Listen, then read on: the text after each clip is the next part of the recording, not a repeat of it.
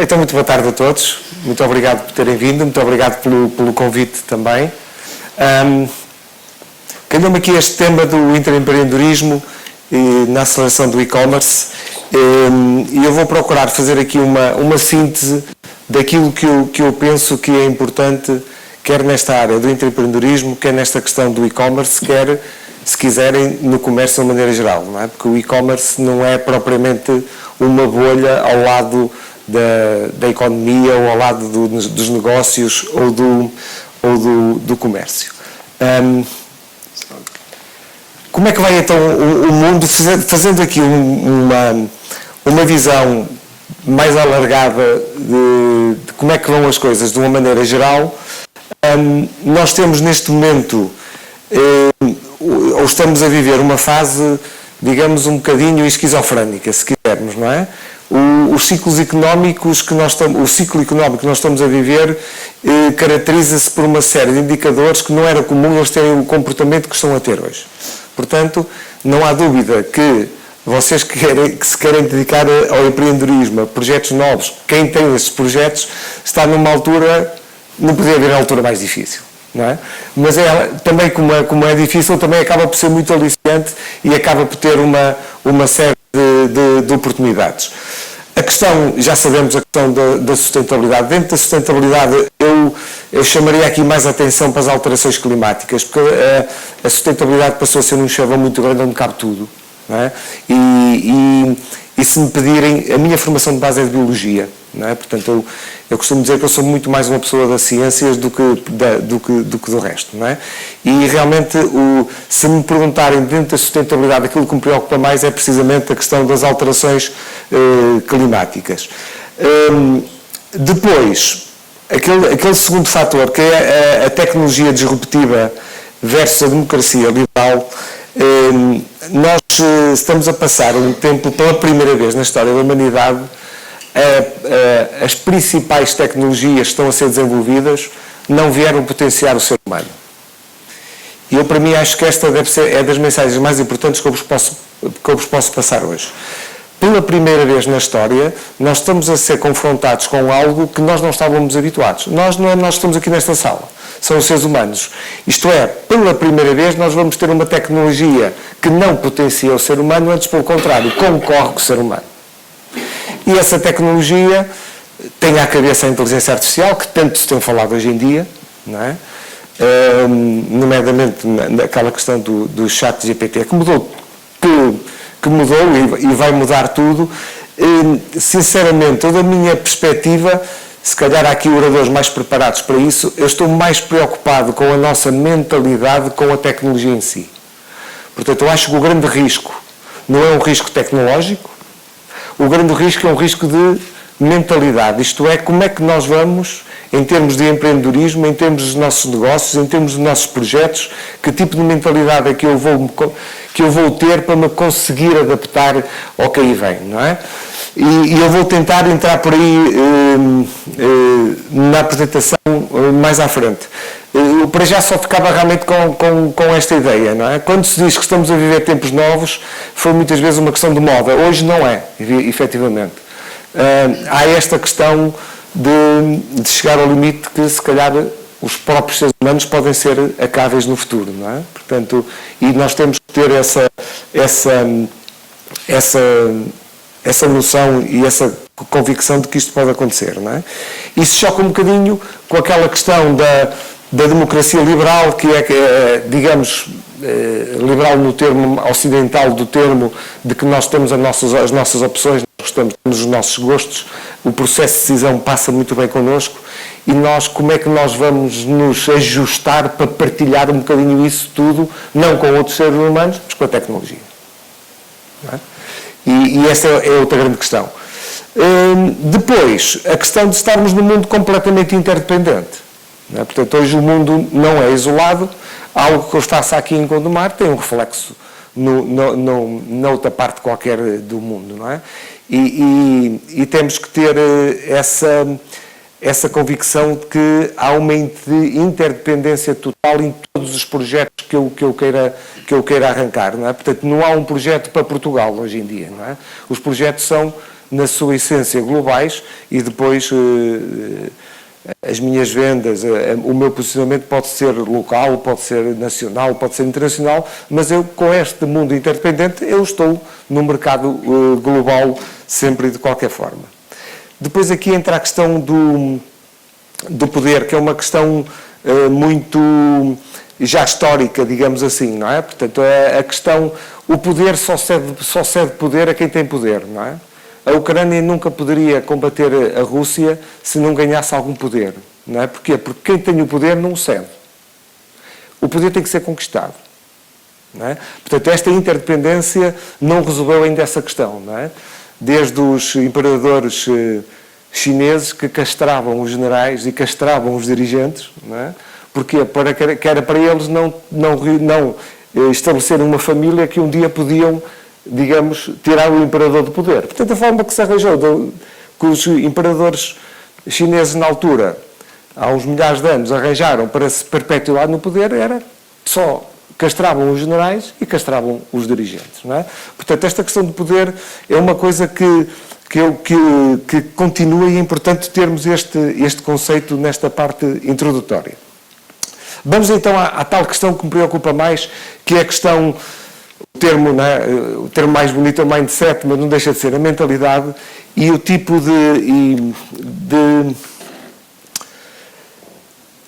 de aproximação que nós temos que ter. Primeiro, perceber o que é a nossa mente. E aqui a biologia dá muito jeito, não é?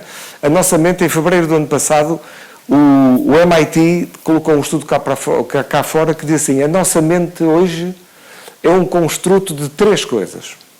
Do nosso cérebro, que foi aquilo que nós sempre pensamos que era. Sempre pensamos que a nossa mente era originada pelo nosso cérebro. Não só. Portanto, há em igualdade de importância o que é a nossa mente, que produz depois a nossa forma de pensar e a nossa mentalidade. É um construto de 3 coisas. Do nosso cérebro, do nosso corpo. O nosso corpo tem a mesma importância do cérebro para a construção da mentalidade e do meio envolvente. E mais, não é estanque. A nossa mind, a nossa mentalidade, a nossa mente muda em cada momento que muda uma destas 3 variáveis. Portanto, se nós estamos num mundo onde a envolvente muda de uma forma muito rápida, o que é que eu vos quero te chamar a atenção? Nós mantermos a mesma mentalidade, mantermos a mesma forma de pensar, é estarmos desatualizados. Portanto, não se coibam de dizer assim: epá, eu hoje penso exatamente o contrário do que pensava há 2 anos atrás. Porque isso é que está bem, provavelmente. Não é? Não quer dizer que todos os pensamentos sejam bem, que todo tipo de mentalidade que seja adequada, mas nós mudamos a nossa mentalidade, logo mudamos a nossa forma de pensar, porque muda, pelo menos, a envolvente, ou muda o nosso corpo, ou muda o nosso cérebro, mas cada vez mais a mudança de envolvente. Portanto, isto é um facto científico. Não é? Podemos estar de acordo ou não com essa consequência, mas o facto científico é este. A importância na nossa mente é igual, quer do nosso cérebro, quer do nosso corpo, quer do meio envolvente. E então, nomeadamente aqui para as pessoas mais novas, que estão a iniciar, mais novas, estou a dizer mal, novas ao iniciar o projeto. Quem tem projetos novos, independente da idade. Que vamos ver mais à frente que a idade também é cada vez menos importante. Não é? Eu cada vez acredito menos em gerações. Também era uma mensagem que eu vos queria deixar aqui, mas está mais à frente. Portanto, eu quando falo na idade de que nós começamos a aprender, independentemente da minha idade ser 60, 70 ou 20. Não é? E o que é importante logo ao início? Que está descrito como o Strategic Mindset. A primeira coisa que eu tenho que mudar, por exemplo, do ponto de vista do intraempreendedorismo, quando eu quero mudar alguma coisa na minha empresa, quando eu quero mudar alguma coisa no meu projeto, a primeira coisa que eu tenho que mudar não é pessoas, não é processos, nem é tecnologia. A primeira coisa que eu tenho que mudar é precisamente a minha forma de pensar, a minha mentalidade. Porque há muita gente que investe muito dinheiro em tecnologia, há muita gente que gosta da reengenharia, das reestruturações, há muita gente que se sente cativada por aquilo que é novo, mas nada disto vale se eu continuo a pensar da mesma forma. E esta, para mim, digamos, é a etapa inicial. Isto é, tu evoluíste ou não no teu pensamento. Sendo que hoje, muitas vezes, evoluir não é um contínuo, não é uma coisa linear e passou a ser circular. Isto é, eu tenho que muitas vezes partir de um ponto que é paralelo àquilo que eu estava habituado. E, portanto, é isso que eu chamo de strategic mindset, tu, em primeiro lugar, só consegues ter sucesso quando queres iniciar um projeto novo, quando queres reformular um projeto que tens, quando primeiro alteras a tua forma de pensar. Ok? O digital mindset, para mim, no futuro, em termos de futuro, é o mais importante, é aquilo que eu vos dizia logo no início, que eu gostava de falar quando falei na tecnologia disruptiva, que é, o que é que eu chamo de digital mindset? Tem a ver precisamente com a forma como é que nós vamos encarar a tecnologia. Não é? Ouço muitas vezes a discutir, isto, sim senhor, isto vai resultar a inteligência artificial, ou vai resultar o blockchain, ou vai resultar as criptomoedas. Por exemplo, discute-se muito hoje, as criptomoedas vão resultar ou não. Eu não faço a mínima ideia, nem acho que isso que é importante. Estamos na discussão errada, porque estamos a discutir uma tecnologia, primeiro, que está cá. Segundo lugar, que é melhor que nós numa série de fatores. Por exemplo, uma área que eu estou muito ligado, que é profissionalmente, que é também em termos de académicos, que é a área da saúde, não é? Não tenho dúvidas nenhumas que as máquinas vão ser muito melhores que a maior parte dos médicos. Não há dúvidas. Quer dizer, não vos estou a dizer isto porque fica bem, assim, num evento deste. Não, é realidade, é ciência. Eu, se quero saber hoje se um sinal é maligno ou não é maligno, há um scanner que é muito maior, é muito mais eficaz e muito melhor do que qualquer médico dermatologista melhor do mundo. Não é? Porquê? Porque a base tecnológica é sempre a mesma. Grande quantidade de informação, algoritmo em cima disso, grande poder computacional e depois temos o output. E o que o médico dermatologista faz é o quê? Os sinais que ele viu, não é? Que tem, digamos, na sua mente quantos sinais? 10 mil sinais, 20 mil sinais, está bem, mas eu numa máquina posso colocar 20 mil milhões de sinais. Portanto, a máquina vai fazer sempre um diagnóstico melhor do que qualquer médico. Mais, e não se vai cansar, não é? Em termos da dermatologia, não sei, mas em termos da gastroenterologia, há um estudo nos Estados Unidos que as pessoas que desenvolveram cancro nos intestinos e que tinham feito nos últimos 2 anos colonoscopias, mais de 2/3 delas tinham feito as colonoscopias à tarde. Isto é, já quando o médico está mais cansado, quando o médico já não consegue ter tanta cuidado.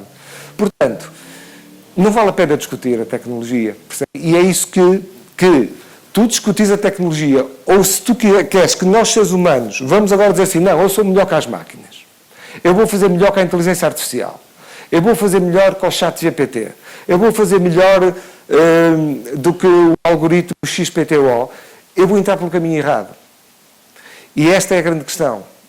E a grande questão que eu tenho que perceber é, esse caminho errado pode-me levar a 2 coisas, mas transmitir-vos aquilo que eu penso e que pode ser mais grave se eu não tiver este tal digital mindset, que ao fim e ao cabo não é nem mais do que coloca-te tu, ser humano, naquilo que é verdadeiramente importante e que a tecnologia não se vai posicionar.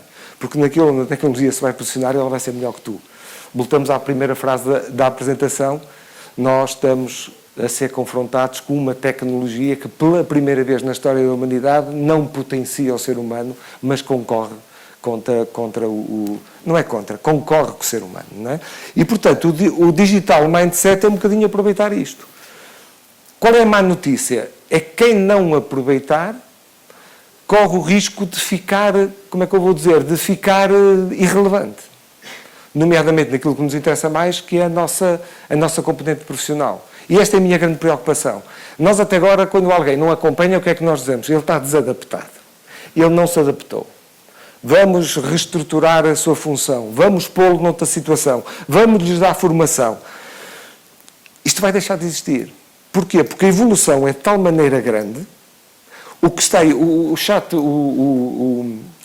GPT, o 4, que vem a sair, já é uma evolução absolutamente fantástica em relação àquilo que nós estamos habituados a utilizar agora, não é? Já aceita fotografias, eu já fotografo o meu frigorífico e ele já me dá as receitas, dá-me 10, 20, 30, 40 receitas com os alimentos que eu tenho na fotografia do meu frigorífico. Quer dizer, nós estamos a começar. O que é que será isto em 2030? Não é? E então, o que é que eu apelo? O apelo é que não vamos, nos nossos projetos, mesmo na nossa vida profissional, não vamos tentar dizer nós somos melhores que a tecnologia aqui ou ali. Vamos nos posicionar naquilo que a tecnologia nunca fará. No caso da medicina, o processo de relacionamento com o doente, o processo de confiança, por exemplo, que um doente tem no médico. E esse processo de confiança que o doente tem no médico está hoje mais do que provado que é o fator número 1 para o sucesso de qualquer tratamento na área da saúde. Não é? O estudo maior que se conhece, maior e mais duradouro em termos de tempo, é um estudo que começou nos anos 30, feito pela Universidade de Harvard. Ainda hoje há pessoas vivas com 90 e tal anos desse estudo, já teve 5 ou 6 diretores, e quando as pessoas, eles estão a ser estudados desde o início, desde de 30, metade do grupo eram finalistas de Harvard, portanto pessoas em termos intelectualmente muito diferenciadas, e metade das pessoas foram, digamos, recrutadas nos subúrbios de Boston. Pessoas sem qualquer tipo de preparação intelectual. Não houve diferença praticamente nenhuma quando agora eles são estudados. O estudo, deve-se dizer que eles foram acompanhados com inquéritos mensais, mas também dos familiares, foram feitos taques e ressonâncias ultimamente. Portanto, é um estudo muito rigoroso. E que teve a sorte, como os autores dizem, tivemos a sorte de ter morrido pouca gente, das pessoas terem desistido pouco.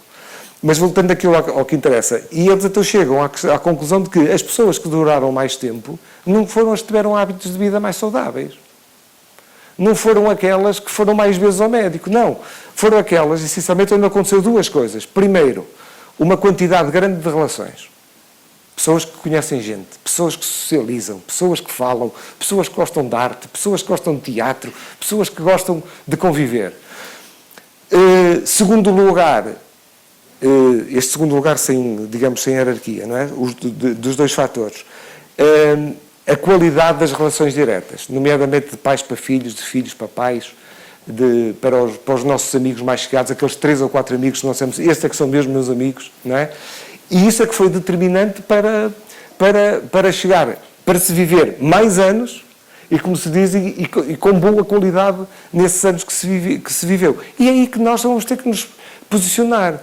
Aquilo que nós às vezes andamos a desprezar um bocadinho, a questão emocional, a questão intuitiva, como eu digo muitas vezes, porque é que nós não tomamos mais decisões por intuição? Porquê? Não é? A biologia a mim ensinou-me que a intuição não é algo do acaso.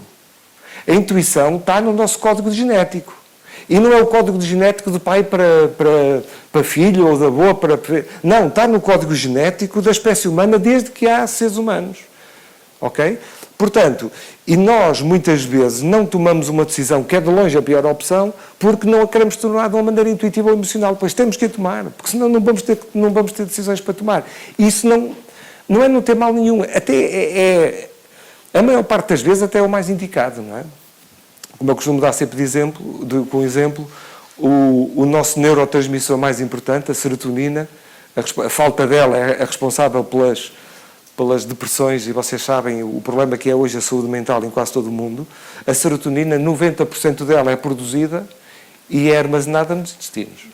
Portanto, quando nós temos dor de barriga, quando temos de tomar uma decisão, ou quando estamos à espera de uma decisão, porque é mesmo assim. Ela não aparece por acaso, a dor de barriga. Não é? Aparece porque, efetivamente, 90% do neurotransmissor, que é aquela substância química que liga os dois neurónios porque eles não estão encostados, não é armazenada e é produzida, e depois distribuída até ao cérebro, claro, nos intestinos, que têm também 450 milhões de células nervosas exatamente iguais àquelas que temos no cérebro. Não é as células nervosas iguais às da nossa coluna, não. São exatamente iguais às do cérebro. Portanto, porque é que nós não havemos de, no processo de decisão, ir mais por aí? E é isto que eu acho e que eu lhe chamo de digital mindset. Portanto, e esta é que vai ser a grande variável do sucesso ou não que vamos ter. Creiam numa coisa, não lutem contra a tecnologia. Não vale a pena. Não vale a pena pensar que isto agora isto é tudo uma coisa de gaming ou de filmes científicos, o metaverso não vem nada aí, a Web 3 é uma coisa assim, um bocado, um folclore um bocado que está no meio disto tudo.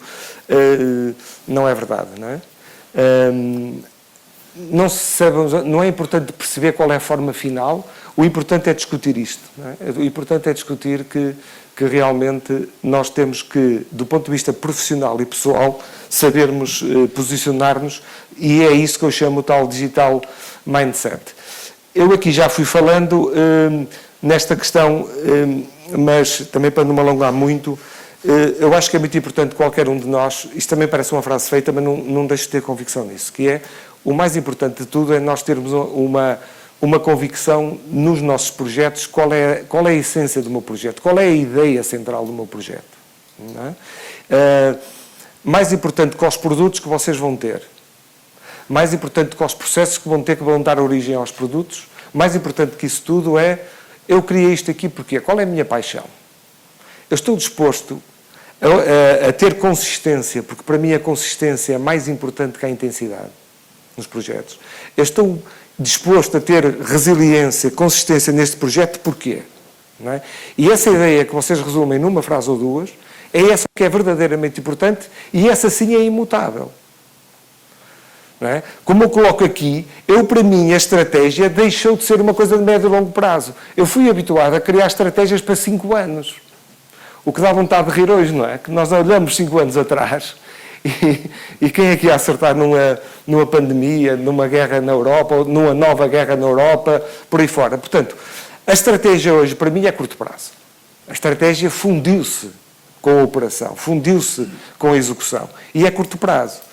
Então isto quer dizer que o longo prazo não é importante, é muito importante.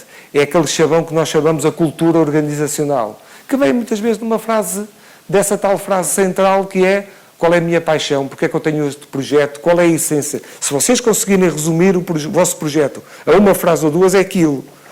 É aquilo que o sucesso que a Apple está a ter hoje em dia começou quando um jovem, Steve Jobs, disse assim, eu quero fazer uma coisa, e quando lhe pediram, mas o que é que tem na cabeça? Ele disse uma frase, anda aí o vídeo no YouTube, e ele disse uma frase que depois passou para ser a assinatura de marca, eu quero fazer uma coisa diferente, que depois foi a assinatura de marca da Apple durante muito tempo, o Think Different. Portanto, agora se nós temos nós não temos um telefone, quem é fã da Apple não tem um telefone, tem um iPhone, não é? E nós agora percebemos, e essa cultura manteve-se, por isso é que um iPhone nunca pode ter Android. Se calhar era mais barato, e eu não discuto se o Android é melhor ou pior, não pode ter. Porquê? Porque ele no início, na sua genes, a ideia que ele tinha simples, a tal essência que estava na cabeça dele, a essência era, eu quero fazer uma coisa que seja diferente. Então os Macs não podem ter Windows, os telemóveis não podem ter, os telefones, os smartphones não podem ter Android. Porque ele faz isso. Portanto, ele não vende telefones, ele não vende tablets, ele não vende computadores. Ele vendeu-nos uma ideia inicial que é, se tu queres ter uma coisa diferente, essa coisa tem que ser um Mac.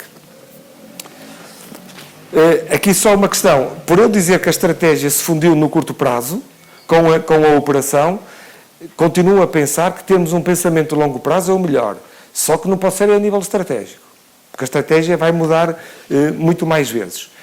Isto tem a ver também com esta questão de ser conjuntural ou ser estrutural e nós devermos distinguir as duas, não é? O Covid e a guerra da Ucrânia, para mim, são fenómenos menos importantes. E são menos importantes porque são coisas conjunturais. Não é? São coisas que acontecem, que influenciam num determinado tipo, não digo que não. Ainda hoje falávamos a questão das reuniões, que nós hoje já equacionamos se vale a pena ir a Lisboa, andar não sei quantos quilómetros para fazer uma reunião ou fazê-la via digital. Portanto, há coisas que vieram para ficar, mas são fenómenos mais curtos no tempo. A questão estrutural é que fica mais, não é? E neste caso nós estamos a passar, não nos podemos esquecer, que estamos a passar por uma revolução industrial, que é a Revolução Industrial 4.0, começou em 2016 e é a quarta na história da humanidade, não é?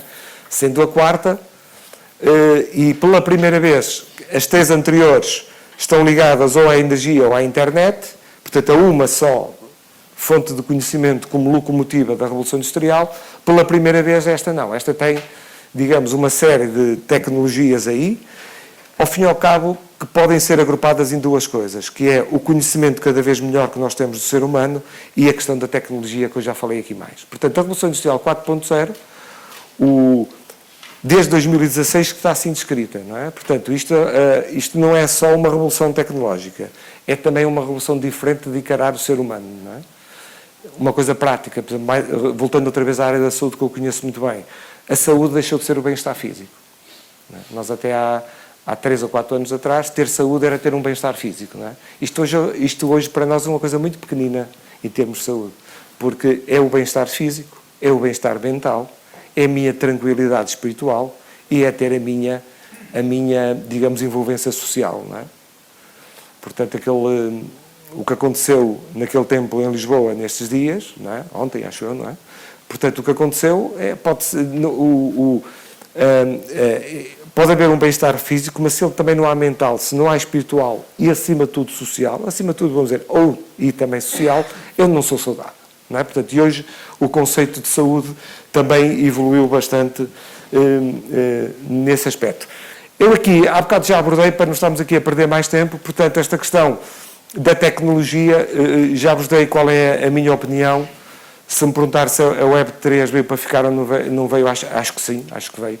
O metaverso também não tenho grandes dúvidas, que está aí e que vai para ficar. Só pedia para pensarmos no metaverso não como uma coisa muito, digamos, esotérica, mas mais como uma confluência de plataformas. E eu já falo nisso aqui um bocadinho à frente. Voltando aqui à questão das competências e esta importância no intraempreendedorismo, tudo isto, como vos acabei de dizer, o que é que origina? Origina que as competências hoje são completamente mutáveis e estão em constante evolução. Naquilo que eu referi há bocado, o acompanhar a tecnologia, eu se não faço ou a evolução do conhecimento, mudando em primeiro a minha mentalidade, o que é que vai acontecer? Eu vou ficar desajustado e depois perco o comboio. Quem está dentro do comboio tem que perceber que estar dentro do comboio hoje não lhe garante que esteja daqui a um ano. E, portanto, quando me perguntam, e há muita gente que me pergunta, às vezes, ou nas aulas, ou neste tipo de conferências, perguntam-me assim, quais são as competências do futuro? Não há. Porque as competências que tu estás a ter hoje são completamente desatualizadas daqui a 2 anos. Portanto, quando se diz, hoje os mais competentes não são os que chegam mais longe. Os que tiram as melhores notas, os que têm mais conhecimento, pois não, porque isso são tudo coisas muito efêmeras. Portanto, tirando, se calhar, o tal equilíbrio emocional e alguma robustez mental, eu não sei quais são as competências do futuro. Porquê? Porque elas vão mudar. Aquelas que nós pensamos que são hoje, daqui a 2 anos, não têm interesse nenhum. E, portanto, vocês nos vossos projetos, na forma... E nós estamos aqui numa região das PMEs, são muito importantes. Há muita gente a fazer mais do que uma função, etc. É muito importante pensar nisso. Portanto, as competências de hoje não me garantem sucesso nenhum para daqui a 2 anos. Nenhum. Não é? Quer em termos do meu projeto, quer em termos individual. E eu tenho que me ajustar também a isso. E depois hoje uma coisa que está muito também na moda, mas que eu gosto de chamar mais human skills que soft skills, que é porque as hard skills são importantes, mas é onde a tecnologia nos vai, digamos, confrontar mais com a sua evolução. Portanto, toda esta parte, depois que já falamos aqui da confiança, das relações, estão mais aqui para a human skills e são muito importantes. Depois, algum novo posicionamento em termos também do intraempreendedorismo. Eu tenho ali o velho mundo versus mundo. Eu tenho 58 anos, mas eu fui educado numa coisa. Tu tens que ser competitivo. Não é? E tu, para seres competitivo, se tu matares o indivíduo que está ao teu lado, tu vais chegar mais longe na tua empresa. Não é? Eu trabalhei numa multinacional americana, fiz parte do Conselho Europeu da empresa e a empresa tinha 100 e tal mil pessoas no mundo inteiro e realmente sempre me estimularam a competitividade. Não é? Hoje o paradigma é completamente diferente. Hoje é um paradigma muito mais de cooperação que de competitividade. A competitividade é importante, eu ser competitivo no mercado, eu ser competitivo profissionalmente, é importante ou não é? É. Mas nunca me faz passar de um patamar. Se tu queres chegar mais longe possível, tu então tens que acrescentar à competitividade cooperação. Cooperação com quem? Com quem for, dito assim o chavão, com o stakeholder que for mais relevante para vocês. Pode ser um concorrente vosso. Vou-vos dar o exemplo do que estou neste momento a passar. Eu tenho vários negócios na organização. Para mim, o negócio mais difícil é uma agência de marketing. Porque eu, apesar de ser de marketing, eu estava em empresa, eu gostava vai falar disso, não sei qual é a opinião dele, mas é uma coisa, ter uma agência de marketing é uma coisa completamente diferente, não é? Os clientes não percebem, não é? Não percebem, eu estou a dizer uma coisa que às vezes os clientes não percebem, não estou a chamar aos clientes que não têm, digamos, conhecimento. Alguns é verdade até, mas pronto. Mas é muito difícil fazer ver um valor de uma coisa que é intangível, não é? E então estou num processo, o que é que eu estou? Estou a ter reuniões com 4 ou 5 agências cá do Porto. Não há nenhuma agência grande no Porto. Mesmo as empresas grandes do Norte, para trabalhar com uma agência, têm que ir para Lisboa. Não é? E eu estou a criar aí uma dinâmica com 3 ou 4 agências a ver se nós nos juntamos para criar alguma massa crítica. Não é? É cooperar com a concorrência? É. Mas se tu queres... vou dizer assim, se eu quiser deixar de meter dinheiro na minha agência de marketing porque me dá prejuízo todos os anos, eu vou ter que fazer outra coisa qualquer. Porque é bom aumentar a minha competitividade, bom baixar mais os preços, mais ainda. Não? Então, muito bem, então se calhar, e depois é curioso que nesses contactos o que é que eu verifico? Que está quase tudo assim. O mercado está assim, não é? E então, se calhar, então, vale a pena partir para uma cooperação. Portanto, e essa mensagem também vos deixo, que é cada vez mais nós partirmos para uma cooperação. Pode ser com um concorrente, pode ser com um cliente, pode ser um fornecedor que tenha uma tecnologia especial, vocês saberão, mas estamos num paradigma que é muito mais de cooperação do que de competição. E depois, e isso para o empreendedorismo é fundamental, a questão, não sei se vocês a perceberam, mas nos últimos anos nós estamos a passar, as empresas, nós sempre fomos habituados, até quem tem uma cultura mais de marketing, que as empresas, o nome, o chavão é o customer centric, não é? Tem que estar centradas nos clientes. E hoje, afinal, estamos a perceber que isso não chega. Portanto, antes de estar centrados nos clientes, tu tens que estar centrados nos teus colaboradores. E, portanto, e hoje é claro que há quem diga que se nós juntarmos estes dois é estar centrado em pessoas, mas eu diria, tu antes de estar centrado nos teus clientes, tu centra-te nos teus colaboradores, não é? Em quase todas as áreas de atividade que eu tenho, eu estou com um problema de colaboradores, em recrutar pessoas, que é uma coisa que, não é? Aquilo que falamos, as taxas de juros estão a aumentar, não é? A inflação está a aumentar e a taxa de desemprego, não sei se viram hoje, tornou a descer. Quer dizer, estamos historicamente com taxas de desemprego baixíssimas.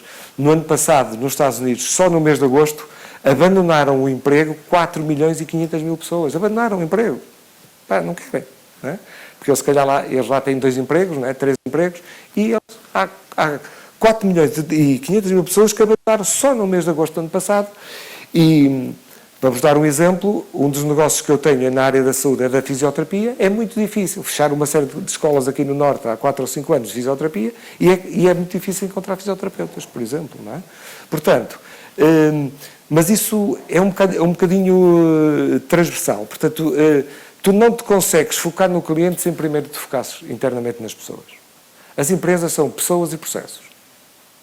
Não é? E tu, se não tens pessoas que tu confias, que tu escolhes, mas reparem que eu tive cuidado de não chamar competentes, porque eu já não sei o que é isso. Não é? Portanto, se tu, pessoas que tu confias, pessoas que tu escolhes e que depois estabelecem processos corretos, tu nunca na vida vais tratar bem os teus clientes. Portanto, tu não podes ser um customer centric se primeiro não fores um employer centric. Ok? Estamos a acabar. A questão do e-commerce, porque também é importante aqui para o tema, eu pegava em primeiro lugar naquela questão da universalidade versus a individualidade, que é outra coisa. Cada vez mais as soluções, os nossos produtos, as nossas soluções, a nossa forma de comunicar é universal, mas cada vez mais eu tenho que chegar ao cliente de uma forma o mais individual possível. Portanto, também aqui estamos nesta dialética. Não é? É importante a universalidade dos produtos, é importante a universalidade dos processos, da comunicação, seja o que for, mas depois também temos que respeitar a individualidade de cada um das pessoas a quem me dirijo.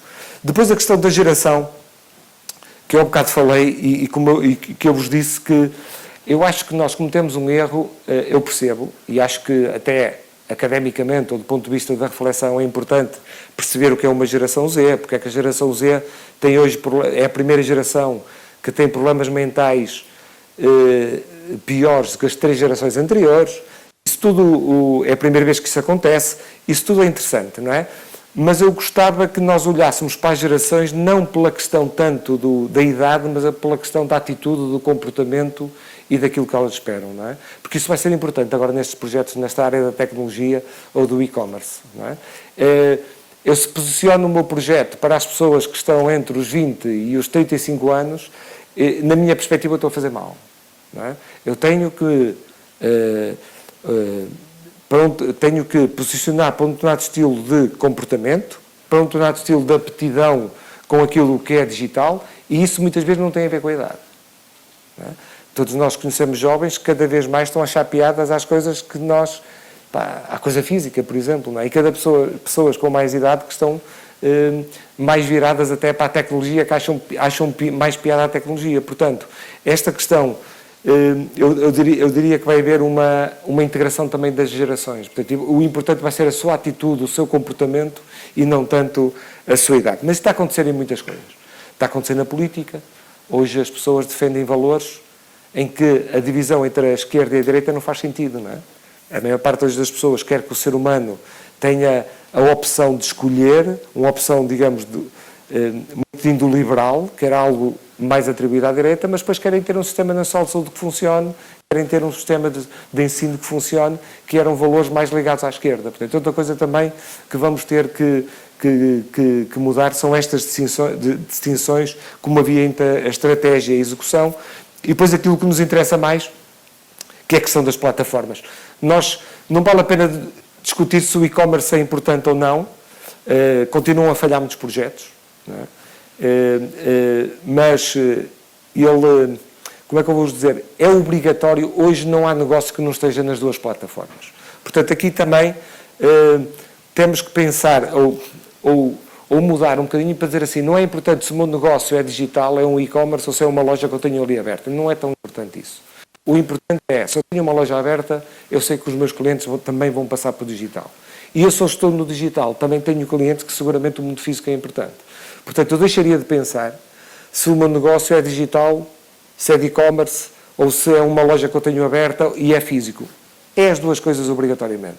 Pode-se revestir de forma diferente, mas tem as duas coisas. Portanto, há esta integração destas duas plataformas, até pelo menos chegarmos à questão do metaverso, mas isso é uma questão que só virá daqui a uns 10 anos, mas até chegarmos lá, nós temos que estar sempre atentos a estas duas plataformas e não separar. Isto é o principal conselho que eu vos dou, não é?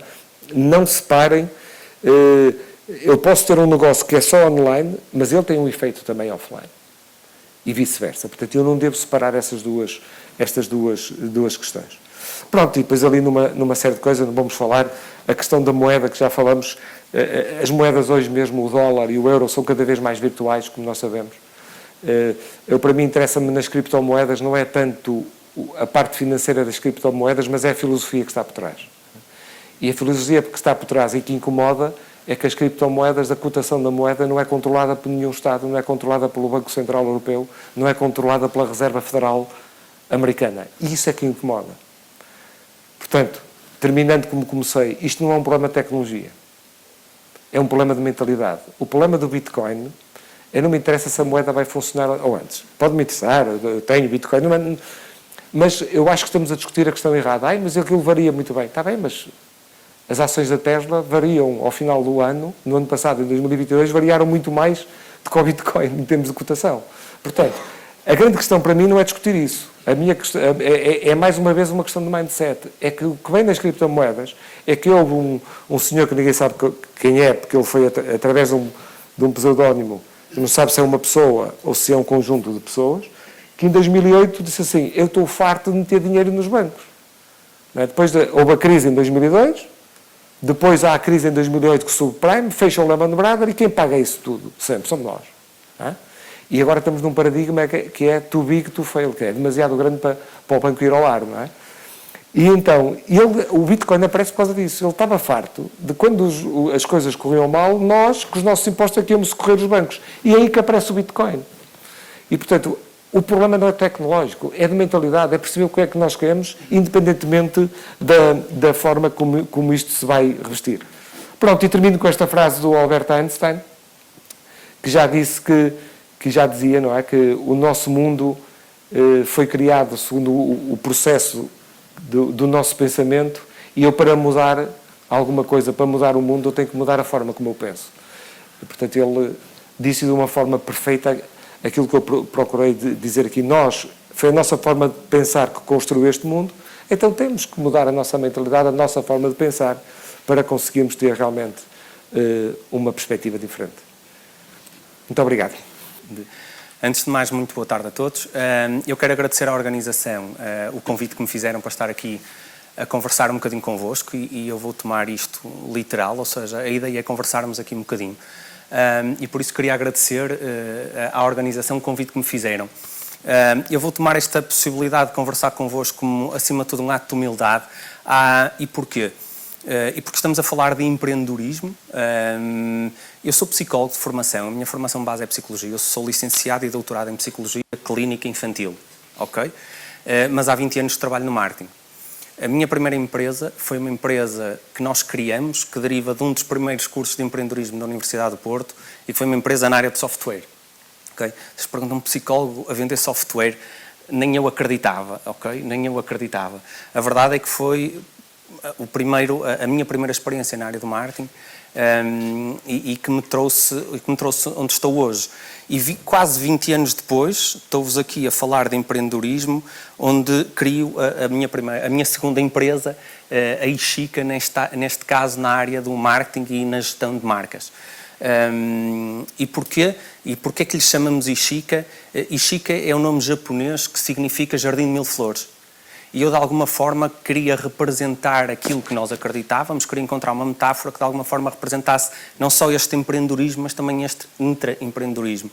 E um jardim de mil flores resulta desta iniciativa de muitas flores que estão muito juntas, de darem um litro por elas próprias, para depois conseguirem elas fundar este jardim. E por isso resulta do empreendedorismo de alguém que semeia as sementes, por assim dizer, e da vontade de cada uma das flores de dar de si e de criar esse jardim.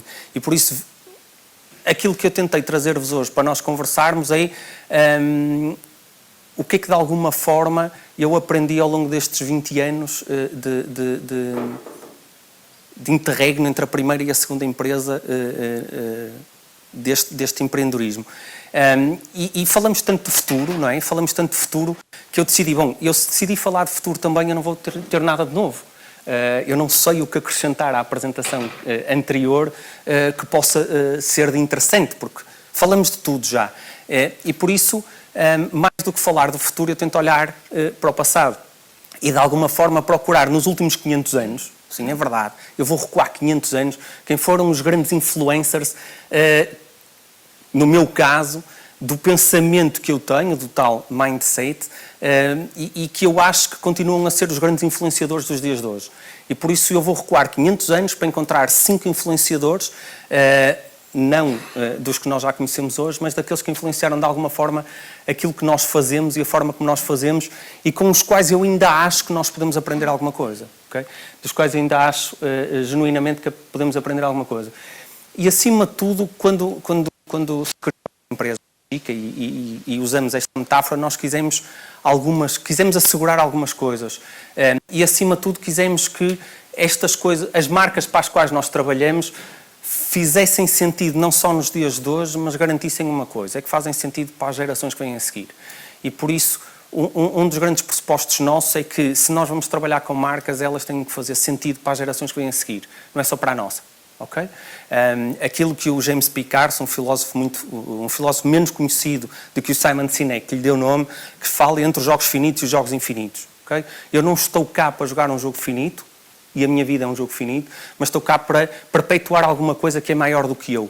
E por isso eu acredito que as marcas são maiores que eu, e é nesse âmbito que nós estamos cá. E por isso, acima de tudo, eu acredito nisso, e acredito também que elas têm que, de alguma forma, empurrar, nem que seja literalmente, a indústria para a frente. Okay? Já chega de marcas, já chega de projetos que empatam, que são âncoras no sentido negativo. Por isso, os dois grandes pressupostos são esses. Um, que jogamos um jogo infinito, okay? E por isso estamos a trabalhar não para esta geração, mas para as gerações seguintes. E, em segundo lugar, que garantem que empurram as coisas para a frente. Se não for a bem, a mal. Okay? E por isso este era um bocadinho o pressuposto. Quem é o primeiro influencer que eu vos quero trazer e que eu acho que é determinante nos temas do empreendedorismo e ainda mais do intraempreendedorismo? Sabem quem é este senhor? Este é o Foucault, okay? Que toda a gente conhece, mas que raramente reconhecemos pela fotografia. E porquê é que eu vos quis trazer o Foucault como influencer? Pelo tema da assimetria de poder. Okay? Isto é importante não só quando falamos sobre e com consumidores, mas também sobre e com colaboradores. Okay? Muitas das vezes nós esquecemos, e o Foucault lembrava-nos isto, que é a forma como o conhecimento que eu tenho é em si um ato de poder sobre os outros. Okay? E isto acontece não só com os consumidores, mas acontece também com os colaboradores. Se nós queremos promover o intraempreendedorismo, é muito importante que nós, de alguma forma, consigamos diminuir esta assimetria de poder que parte da diferença de conhecimento que nós temos. Okay? E muito importante, eu trabalhei em várias empresas ao longo destes 20 anos, onde muitas das vezes os colaboradores conhecem parte do processo, mas não conhecem o processo. E não conhecem o produto. E muitas das vezes não sabem sequer qual é o produto final ou o serviço que é entregue ao consumidor. E por isso queremos falar em empreendedorismo e em intraempreendedorismo, eu tenho que fazer sempre a pausa para intraempreendedorismo. De alguma forma é muito importante nós não nos esquecermos de que o conhecimento é uma ferramenta que deve ser usada não tanto como exercício de poder ou de controlo, mas de democracia. Okay? Se queremos incluir as pessoas, nós temos que partilhar o conhecimento que temos. Este era o primeiro ponto e o primeiro influencer. O segundo, como não podia deixar de ser, alguém sabe quem é? Se eu, sendo do marketing, não podia deixar de o trazer, é o Kotler, ok?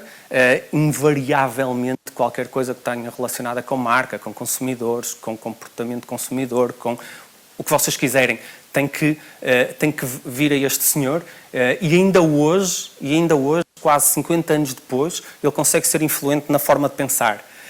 E tentando fazer a ponte com o que falávamos antes. A cada 5 anos ele liberta um livro novo, primeiro o marketing 2.0, vai no marketing 5.0 e surpreendentemente ele acerta na mousse de cada vez que lança uma nova forma de pensar.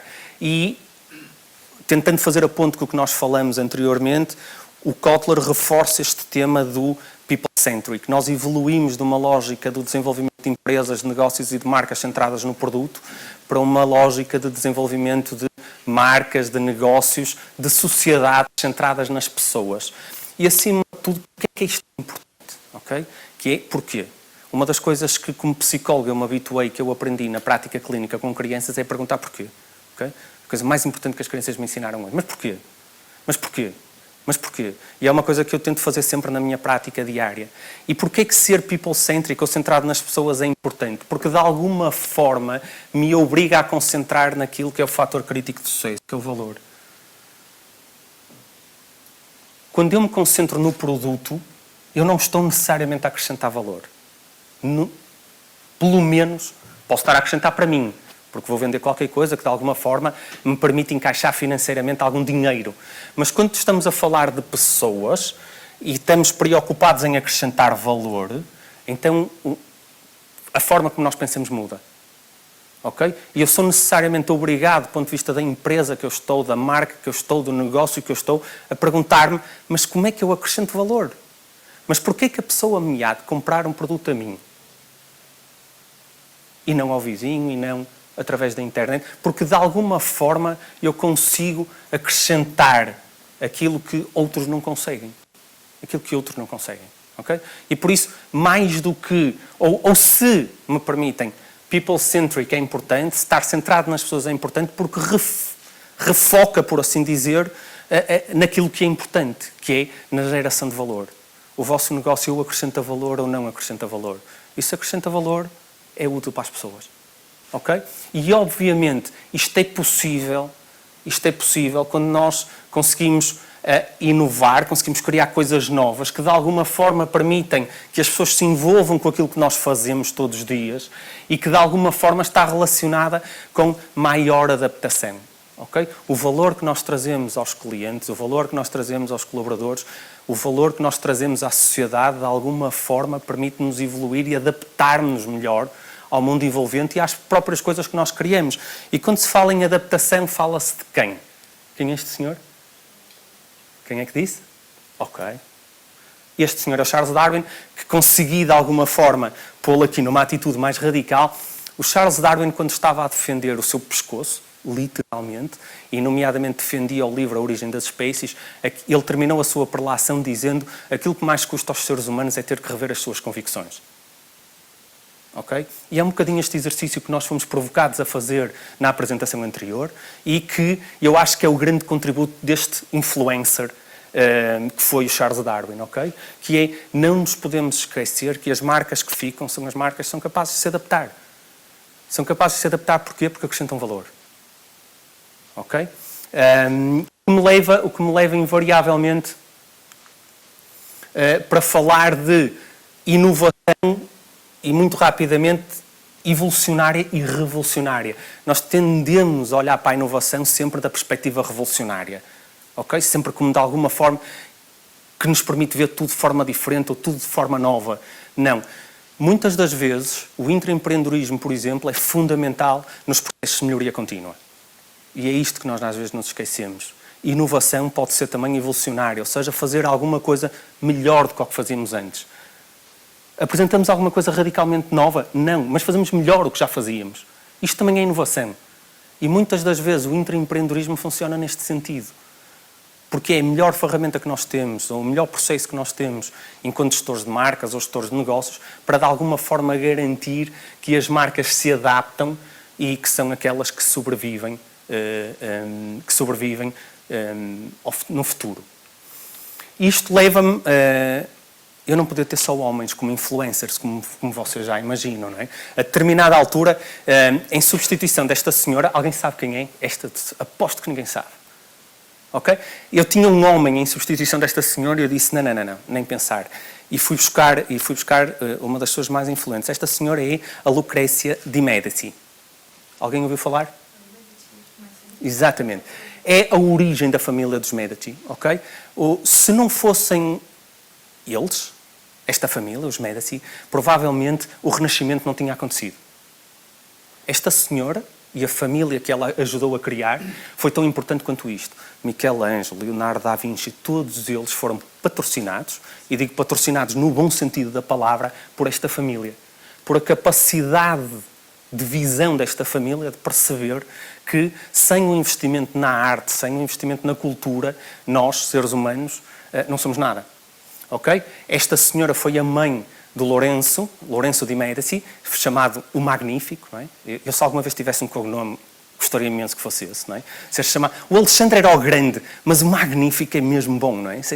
O Magnífico. E obviamente foi com a mãe que ele foi buscar aquilo que para mim era o essencial, que era não nos esquecermos de apostar nas artes, de apostar na cultura e de apostar na criatividade, porque acima de tudo é aquilo que nos faz fugir dos nossos padrões automáticos e mais animais de resposta ao ambiente ou aos desafios que nos apresentam. E não seria eu, se não trouxesse um livro, quem me conhece sabe que eu sou completamente bookaholic e por isso eu tinha que vos trazer um livro. Este é considerado um dos principais livros na área da inovação e que se chama O Efeito Médici e que, em homenagem precisamente a esta família italiana e que basicamente tenta demonstrar o poder que tem quando juntamos pessoas de áreas diferentes. Eu, sendo psicólogo a trabalhar no marketing, diria que sou um bom exemplo do que isto quer dizer. E porquê que eu sinto a importância de trazer isto? Porque quando nós temos a capacidade de juntar, seja no âmbito do empreendedorismo, seja no âmbito do intraempreendedorismo, disciplinas diferentes, ok? E nós tendencialmente, por default, só vamos buscar as pessoas que são da nossa área. E se é uma questão de produção, só vamos chamar as pessoas de produção. E se é uma questão financeira, só vamos chamar os financeiros. E aquilo que este efeito de Médici tenta, de alguma forma, mostrar-nos é que quando nós temos equipas que são, de alguma forma, diversas no que diz respeito às pessoas e às formações, nós somos capazes de ter uma inovação que é exponencial. Okay? E era este o desafio que eu vos deixava e o livro que eu vos recomendava, de alguma forma. E não quis deixar de vos trazer um dos exemplos que é mais interessante. Foi curioso ver, por exemplo, a equipa de Fórmula 1 da Williams a ensinar a equipa de que ressuscita os recém-nascidos com problemas de saúde, de Cardiff, e basicamente a equipa de pit stop da Fórmula 1 da Williams ajudou a reformular toda a organização do hospital e da sala e a forma onde as coisas estavam colocadas para otimizar os tempos de reação da equipa e dos processos aos recém-nascidos. Okay? Um exemplo perfeito daquilo que nós estamos a falar. Não podia deixar de terminar, e para mim foi particularmente importante este senhor. Alguém sabe quem é? É o último influencer do dia. Gregory Bateson, um dos maiores terapeutas familiares de sempre, maiores e melhores. E ele é muito reconhecido por uma frase, e eu acho que parece combinado, por uma frase em que nós estamos estruturalmente ensinados a pensar ou empurrados para pensar diferente, não é? Think different. A Apple ensinou-nos isso. Think different, think different, think different. Pensa diferente, pensa diferente. Como psicólogo clínico, eu muitas das vezes deparei-me com o impasse em que isto me colocava. Porquê? Porque pensar diferente nem sempre me ajudava. Ok? Eu pensava diferente, mas... Eu pensava diferente, ok? E a expressão é mesmo esta. E por isso, encontrar-me com este Bateson foi de alguma forma fundamental. Porquê? Porque ele disse-me que o que é relevante é que quando ser diferente não funciona, então se a diferença que faz a diferença, isto muda tudo. Ok? Isto muda tudo. Porquê? Porque o foco não é em ser diferente, é em fazer a diferença. O foco não é no processo, é no resultado. Isto muda tudo. Isto muda tudo. Por isso, de alguma forma, eu não estou preocupado em ser diferente, em fazer diferente. Mas porquê? Se calhar quem faz já faz bem, porque é que eu hei de fazer diferente? Mas se de alguma forma eu me conseguir concentrar em fazer diferente, porque efetivamente isso faz a diferença, então ok. Eu posso-me então focar em acrescentar valor. E é aqui que as coisas, de alguma forma, se relacionam. Terminava a minha apresentação como comecei, lembrando-vos que nós estamos aqui para, de alguma forma, fazer crescer este jardim, este planeta onde nós estamos inseridos, não só para nós, mas para as gerações que vêm a seguir. E por isso mesmo acho que nos mantemos aqui nesta sala e por isso os meus parabéns a quem organiza coisas como estas e a quem dá alento a pessoas que têm projetos para os fazer crescer. Obrigado.